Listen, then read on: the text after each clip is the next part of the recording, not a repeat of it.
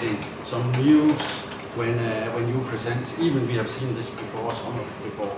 It's very interesting. I'm focusing on the My Muesli. And it's a very interesting case. After 10 years on the shop floor, mixing all these ingredients. When did this company or whoever was helping them with new machinery, when do they recognize that it was the process of mixing that actually was the damper of the they were business students. The founders are marketing students, 2 business students, 1 law student. And they don't have really operations background. And they were very much focusing on growing the company. And growing for them means adding another factory with human labor. They had 3 factories. But then, and this is also one of the interesting points, it really turned out that My Muesli, which they never thought of, became a supermarket brand. So 55% of their muesli is standard. It's pre-configured, sold as a normal cereal in a supermarket. And they just use the My Muesli to build a brand and enter a market which is very mature. And so by going both in the standard thing, where they need capacity, and really think it is not costing to just add another human labor factory, they got into this and said, well, we really have to think, can it be done with machinery? But also these mixing equipment is totally custom built. So you can't buy a custom cereal mixing machine with so many, different ingredients on the market. And I think it's really, as they hired the senior guy to run the manufacturing. And he was coming from mass production. And so he analyzed it for 1 year and said, well, if we want to continue to grow, and really now we are going in the business to doing business not just with consumers, but with big supermarket chains. We need stable and very fast fulfillment. And then they got additional money and invested in this. So it's still, which is probably good for all the manufacturing guys here, it's still that manufacturing matters a lot in mass customization, like in these My Muesli.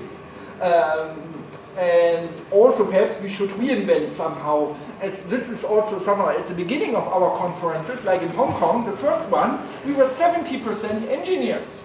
So last year in San Francisco, we were 5% engineers. Not from your basic education, but from the schools, the faculties you come from. So somehow I think in the engineering department, they tick to say, oh, mass customization is so old. But I think it's not true, and probably have to bring this also together. Okay, I think we should. Okay. Maybe.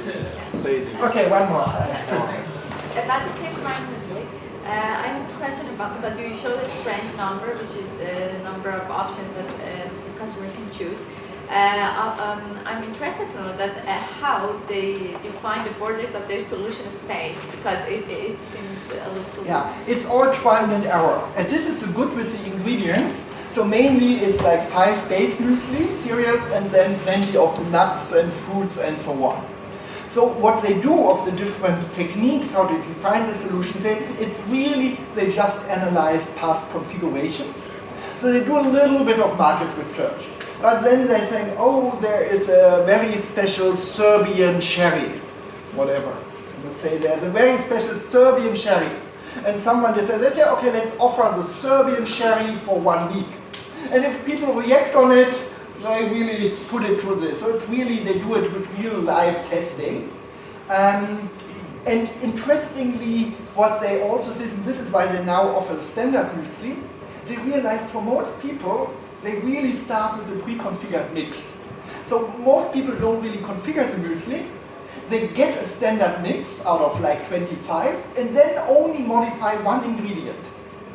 By adding more raisins less, adding the special Serbian cherry, but that's it.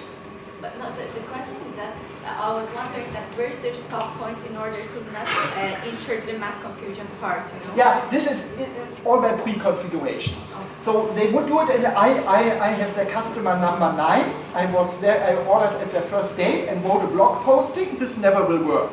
This is stupid, and I was totally confused, and the muesli I mixed tasted awful, as I put in too many ingredients.